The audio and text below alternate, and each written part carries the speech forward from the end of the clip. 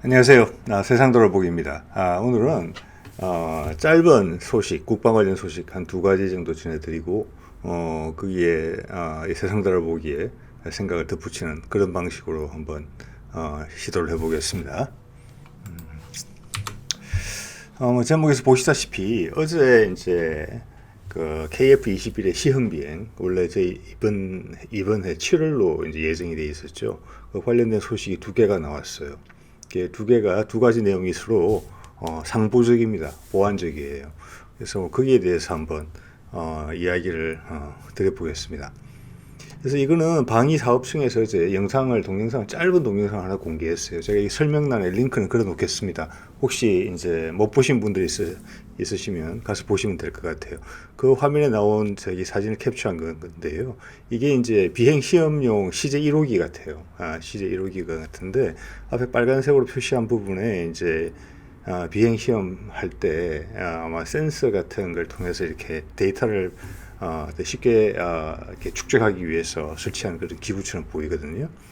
그래서 방위사업청의 제목이 동영상의 제목이 비상 준비 완료죠. 날을 준비됐다는 뜻이고 어제 이제 이런 영상이 하나 나왔단 말씀 드렸었죠.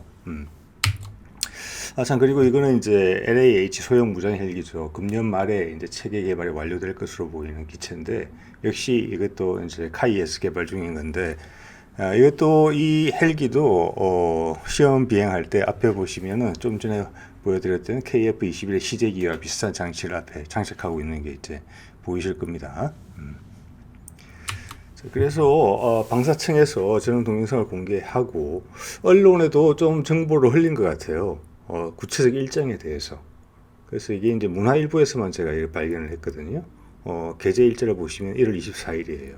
어제죠. 동영상하고 같은 날 나온 거예요. 예. 그 제목을 이렇게 뽑았어요. 단독이라고 돼 있네요. 예. 국산 전투기 KF-21이 현 충일이 낀 6월 둘째 주에 초도 시험 비행한다. 이런 내용이에요. 예. 그러면서 밑에 상세한 일정 내용이 나와요. 제가 오늘 그걸 좀 정리해서 소개해 드릴 건데, 원래는 이게 이제 7월 달에 하기로 돼 있었죠. 그래서 뭐 7월 달이니까 한 달 정도 앞당긴 셈이죠. 예. 현충일이 낀 6월 둘째 주니까. 예. 그러면서 이제 구체적으로 군 당국자의 입을 말을 전해드는 것으로 해서 기자가 전달을 하고 있어요. 그래서 2월 달이면 이제 얼마 안 남았죠. 엔진 가동 시험을 하고 3월 달에는 이제 활주로 해서 나르지는 않고 떠오르지는 않고 고속 주행 시험을 한다. 이런 예정이고, 거기서 이제 무난하게 잘 진행이 되면은 6월 달에 실제 첫 비행 시험을 한다. 의미 있는 거죠. 이렇게 돼 있어요. 그래서 이제 시험 비행사 같은 경우는 현재 이제 공군 52 시험 평가 전대라는 곳에서 그런 시험 평가만을 전문적으로 하는 조종사들 아마 이제 이미 처음부터 교육을 시키는 게 아니고 이미 이제 조종 경력이 쌓인 사람들 모아서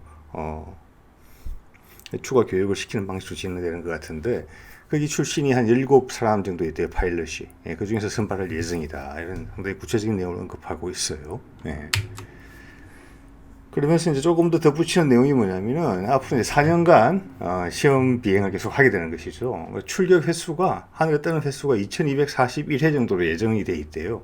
이 말은 1년에 500회. 1년에 500회면은 하루에 1회가 넘어요. 예, 그죠? 하루에 1년은 365일이니까요. 그래서 4년간 2241회를 하면 고 2026년에 체계 개발이 완료되는 것이죠. 무리 없이 진행되면은. 그래서 현재 이제 뭐 전투기 개발이라는 게 당겨지는 경우보다는 외국의 사례를 보면 늦춰지는 경우가 더 많은데, 일단 비행 시험일이 한 달이라도 앞당겨진 것은 현재 뭐 조립이나 또 그 외에 기본적인 시험이 순조롭게 진행되고 있다. 일단 이런 평가를 먼저 할 수 있을 것 같아요. 그래서 시제기를 총 6대를 준비하게 되는데, 그 중에 4대는 조립이 완료됐다. 예. 그리고 나머지 2대는 복작인데, 그건 조립 중이다. 4대 중에 2대는 복작이다. 라는 게 있고요. 시제 1호기 같은 경우, 아마 지금 사진에 보이는 게 시제 1호기 같아요. 001이라고 적혀 있거든요. 이거는 모든 장치, 전투기로서 필요한 모든 장치가 다 장착이 돼 있고, 전투 도세까지 되어 있다. 이렇게 이야기를 했어요. 그래서 상당히 이제 전해들은 흘려진 이야기 치고는 상당히 구체적이다. 이렇게 구체적인 내용은 저는 처음 보는 것 같아요. 시험 비행과 관련해서 KF-21. 그래서 이게 왜 이런 정보가 흘러나왔을까라고 생각을 해보는데 제가 추정할 수 있는 시나리오 중에 하나는 그건 것 같습니다. 얼마 전부터 그런 이야기가 조금 소문이 있었던 것 같아요. 지금 대통령의 임기 전에 시험 비행하는 장면을 연출하고 싶어서 지금 정부에서 카이에다가 이야기를 해서 비행 시험 일정을 앞당기게 했다 하고 있다. 그래서 비행 시험이 빨라질 것 같다. 퇴임 시기보다 앞으로 이런 소문이 있었거든요. 그래서 그거를 이제 부인한다는 차원에서 좀 정보를 언론에다가 조금 많이 흘려준 게 아닌가. 그렇지 않다. 순조롭게 개발되고 있는 건 맞지만은 그런 건 아니다. 이런 메시지가 뒤에 깔려 있는 거 아닌가. 저는 그런 생각을 좀 해봤습니다. 자, 그럼 둘째 이야기로 넘어가 볼게요. 둘째 이야기는 해외 이야기입니다. 지금 이제 유럽에서 우크라이나 사태로 이제 긴장이 상당히 고조되는 것으로 비춰지고 있죠. 최소한 언론 보도만은 봐서는 그렇습니다. 그게 재밌는 기사가 떴어요. 이건 1월 25일 기사니까 뭐 몇 시간 안 된 기사네요. 이 제목 이게 뭐냐면은 디펜스 뉴스에 나온 기사예요. 제목이 이런 거예요. 제가 이제 의역을 나름대로 해봤는데 우크라이나 사태에 대해서 한 발언을 이유로 독일 해군 참모총장이 사임을 했다는 거예요. 스스로. 무슨 말을 했길래 스스로 사임을 했을까?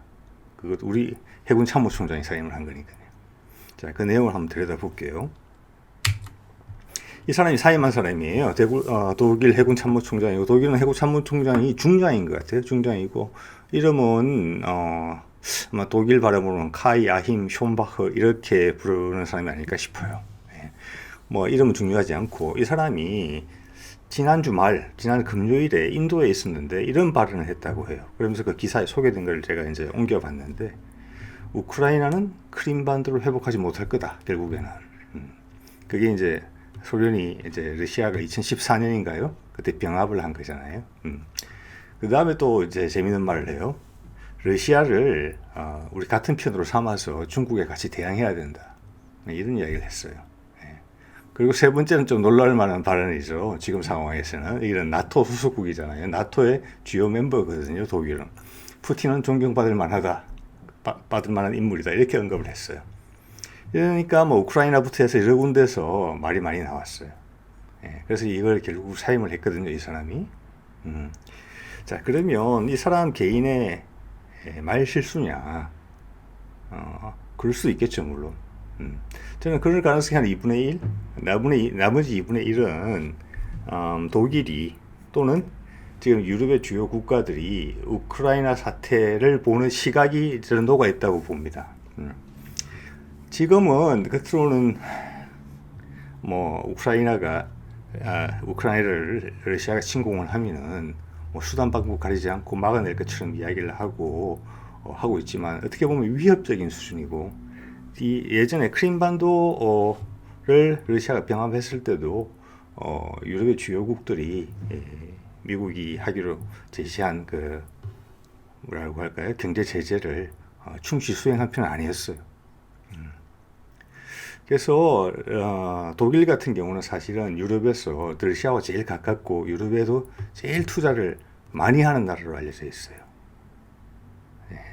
즉 미국은 경제 제재가 미국의 주도로 경제 제재를 하는데, 그렇게 하면 미국보다는 유럽에 있는 나라들이 피해를 많이 봅니다. 왜냐하면 경제가 더 훨씬 많이 엮여 있거든요. 그게 이제 유럽 나라들의 속낸 거죠. 제가 최근 동영상에서 한번 소개시켜드린 내용이기도 한데, 독일하고 러시아하고 가스관을 두 번째 관을 연결했죠. 똑같은 그 경로로 두 번째 관을 연결했고, 그 이름이 노드스트림 2예요. 노드스트림 1도 있고 2도 있고 이랬죠. 2 같은 경우는 미국이 경제 제재를 하는 와중에 러시아에 대해서 독일이 밀어붙여서 한 거예요. 결국에는 거의 완공을 앞둘 정도로까지 독일하고 러시아가 밀어붙였기 때문에 바이든 행정부가 들어왔어도 어쩔 수 없이 용인한 거잖아요. 그래서 이게 지금 마무리 공사 중이에요. 아마 금년도 언젠가 좀 오픈될 거예요. 거의 다 됐어요. 그래서 이제 숄츠라는 사람 이야기가 나오는데 로이터의 이야기, 로이터 통신에서 나온 기사인데 노르드스트림 2 개통 예정된 걸 개통 안 할 수가 있다 이런 이야기를 한 거예요. 러시아가 우크라이나를 침공하면.